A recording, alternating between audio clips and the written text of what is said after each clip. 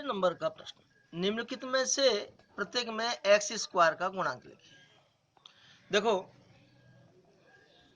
2 plus x square plus x, ये पहला सवाल है। दूसरे का, अब इसमें हमसे पूछ रहा है कि एक्स स्क्वायर का गुणांक, एक्स स्क्वायर का गुणांक। अब एक्स स्क्वायर का गुणांक कैसे लेंगे? देखो एक्स स्क्वायर के पास में या आगे जो संख्या है वही इसका गुणांक कहलाएगा। यहाँ कछु नहीं है तो एक माना जाएगा, और एक का है प्लस एक, तो यहाँ एक्स स्क्वायर का गुणांक हो गया प्लस एक। दूसरे नंबर का प्रश्न, 2 minus x square plus x पे घात 3, यहां भी एक्स स्क्वायर का गुणांक पूछ रहा है, एक्स स्क्वायर का गुणांक। देखो एक्स स्क्वायर के साथ में कछु संख्या नहीं है तो एक माना जाएगा, अगर एक के साथ में माइनस लग रहा है तो यहाँ माइनस एक हो गया। तीसरे नंबर का प्रश्न, पाई बटे में 2 एक्स स्क्वायर प्लस एक्स, यहां भी एक्स स्क्वायर का गुणांक पूछ रहा है, एक्स स्क्वायर का गुणांक। अब एक्स स्क्वायर के साथ में जो संख्या लग रही है वो इसका गुणांक कहलाता है, तो एक्स स्क्वायर के साथ में लग रहा है पाई बटे 2, तो यहाँ पाई बटे 2 इसका गुणांक हो गया, ये हमारा आंसर हो गया। अब चौथे नंबर का प्रश्न, √2 एक्स माइनस एक, यहाँ एक्स स्क्वायर इसमें नहीं है तो अपन इसको ऐसे ले सकते हैं, एक्स स्क्वायर के साथ में जीरो लगा सकते हैं, क्यों जीरो से गुणा करते हैं तो जीरो मान जाएगा। यहाँ एक्स स्क्वायर लिखो तो ठीक, नहीं लिखो तो ठीक। अब इसमें एक्स स्क्वायर नहीं तो ऐसे लिख सकते हैं, और नहीं लिखो तो कोई बात नहीं, डायरेक्ट भी लिख सकते हैं, एक्स स्क्वायर का गुणांक। एक्स स्क्वायर के साथ में जीरो है तो जीरो इसका गुणांक हो गया, और चाहो तो यूं देख लो कि यहाँ एक्स स्क्वायर नहीं है तो जीरो गुणांक लिख दो, या इस रूप में लिखकर फिर लिख सकते हैं अपन। अब हम तीसरे नंबर का प्रश्न पढ़ा रहे हैं, 35 घात के द्विपद का और 100 घात के एक पद का एक एक उदाहरण दीजिए। तो 35 घात का द्विपद का एक उदाहरण पूछ रहा है, तो अपन चर राशि कोई सी भी ले सकते हैं। यहाँ जैसे x लिया, अब x पे 35 घात के रूप में पूछ रहा है द्विपद, तो x के ऊपर 35 घात लगा सकते हैं। इसके साथ में हम कोई सी भी संख्या इससे कम घात वाली लगा सकते हैं, जैसे हमने 3x लिख दिया।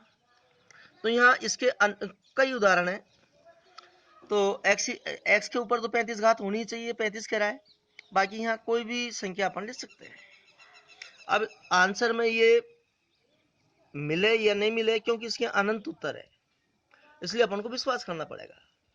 अब यहाँ 100 घात का एक पद ये उदाहरण पूछ रहा है, तो ये 100 घात का पूछ रहा है, तो चाहे ए ले सकते हैं अपन, और ए के ऊपर अपन 100 घात लगा सकते हैं, तो ये एक पद हो गया, ये हमारा आंसर हो गया।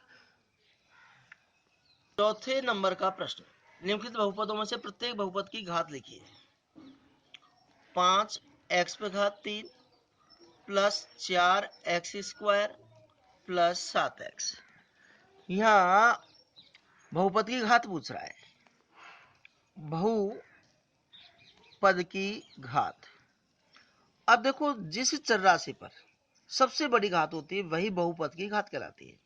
जैसे ये चर राशि x है, x है, x है, यहाँ 3 घात है, यहाँ 2 घात है, यहाँ 1 घात है, तो सबसे बड़ी घात हम देखते हैं 3 है, तो बहुपद की घात 3 ही होगी। ये चौथे का पहला सवाल था। अब दूसरा देखिएगा इसका, 4 माइनस बाई स्क्वायर, तो यहाँ बहुपद की घात पूछ रहा है। यहाँ देखो 4 के साथ में तो कुछ है ही नहीं, बाई के ऊपर सबसे बड़ी घात 2 है, केवल हम चर राशि का मतलब x a b c d से लेकर एक्स वाई जेड तक की जो संख्या होती है उन पर घात देखते हैं और सबसे बड़ी घात देखते हैं। तो बाई है, यहाँ बाई पे 2 घात है, तो यहाँ बहुपद की घात 2 होगी। तीसरा देखिएगा, 5t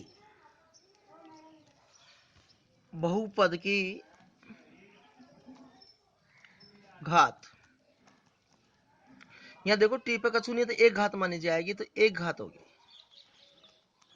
ये आंसर आ गया। चौथा देखिएगा 3 है।